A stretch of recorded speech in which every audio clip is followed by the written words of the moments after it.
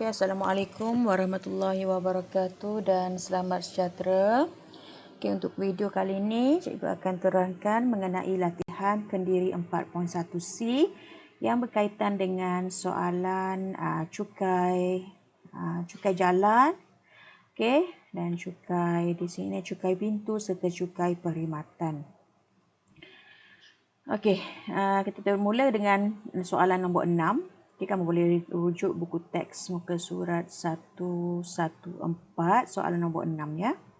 Okey, Firdaus mempunyai sebuah motosikal dan sebuah kereta dengan kapasiti enjin seperti ditunjukkan dalam rajah. So, untuk motosikal, kapasiti enjinnya adalah 220 cc, untuk kenderaan kereta 1860 cc. Okey, so berdasarkan jadual, hitung cukai jalan untuk kedua-dua jenis kenderaan tersebut. Okey, jadi kat sini caranya mudah saja, iaitu kamu perlu tengok kepada kapasiti enjin tersebut. So, yang pertama untuk cukai jalan motosikal. Okey, motosikal sama dengan berapa? Okey, jadi kita tengok pada sisi enjin tersebut.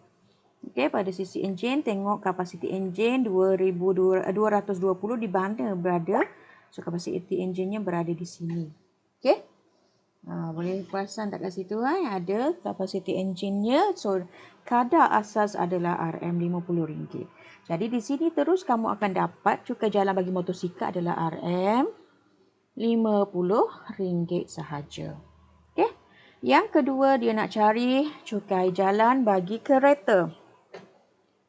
Cukai jalan kereta.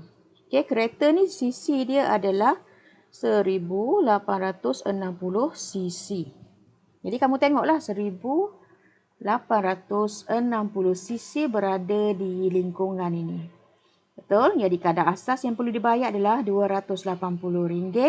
Tetapi ada tambahan kadar progresif perlu ditambah, iaitu 50% bagi setiap sisi yang melebihi 1800 cc. Jadi kat sini kita akan tambahlah cukai kadar asasnya RM280 ditambahkan dengan berapa beza? Maksudnya awak kena cari dulu berapa sisi yang lebih daripada 1800 tu. Jadi kat sinilah kita kena tolakkan 1860 cc tolakkan 1800 cc. Okey. So bila kamu dah dapat berapa beza dia didapatkan dengan RM50. Boleh? So kat sini kamu akan dapat RM280. So bezanya adalah 60 cc, betul? So 60 cc darabkan 50. Okey, 50%. Berapa nilai dia? RM30. So ini tambahlah RM30. So berapa nilai dia semua? RM310 sahaja. Boleh cukai jalan tak mahal. Sebenarnya yang mahal adalah road tax insurans kenderaan. Okey. Okey, seterusnya untuk soalan nombor 7, Encik K memiliki sebuah pansapuri servis di Shah Alam. Cukai pintu yang dikenakan adalah 5%. Okey, ini kadar yang dikenakan. Dinyatakan di sini. Okey, diberi bahawa sewa rumah itu dianggarkan RM1,500 sebulan. Hitung, okey, kat sini jawab soalan dia. Cukai pintu yang perlu dibayar setiap tahun.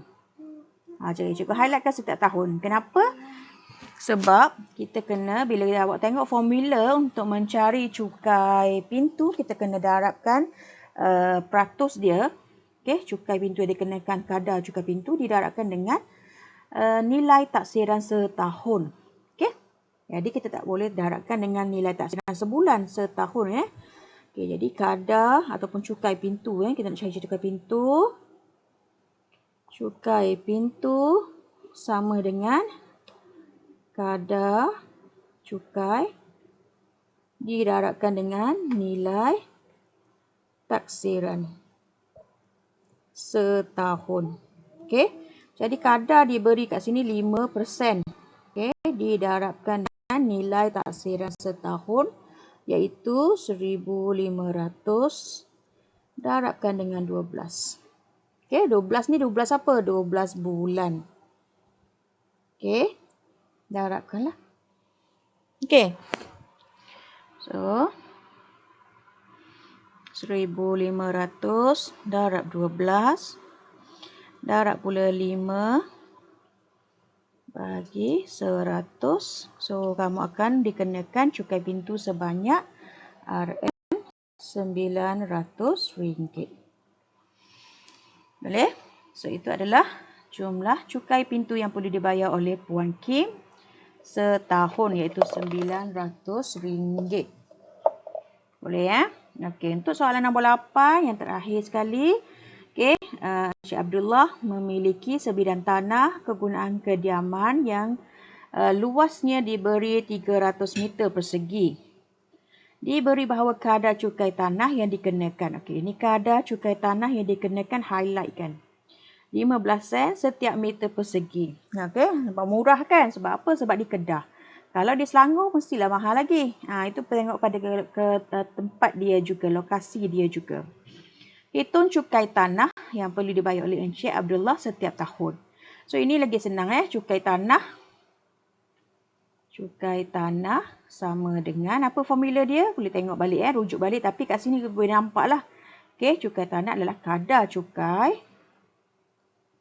Kadar cukai yang dikenakan setiap meter darabkan dengan keluasan. Keluasan tanah. Boleh? So kat sini direct saja boleh cari kadar cukainya adalah RM 0.15 bagi meter setiap meter persegi darabkan dengan 300 meter persegi. Boleh? So darabkan saja. Darab 0.15. So, kadarnya adalah RM45 setahun. Boleh? So, kat sini pentingnya awak tahu formula dia pun dah cukup. Okey, tapi berhati-hati bila menjawab, tengok kepada soalan dia juga. Kadang-kadang dia akan cuba pusing juga soalan. Walaupun nampak senang, tapi mungkin dia akan pusing lah sedikit soalan dia. Okey? So, ini adalah basic yang kamu perlu tahu untuk cukai jalan, cukai pintu dan cukai tanah. Okey? Jadi, kalau ada persoalan lain, kamu boleh ajukan pada cikgu. Okey? Dan untuk soalan seterusnya, boleh kamu jawab soalan-soalan berkaitan dalam buku modul. Okey, cikgu berhenti sampai sini dahulu. Assalamualaikum semua.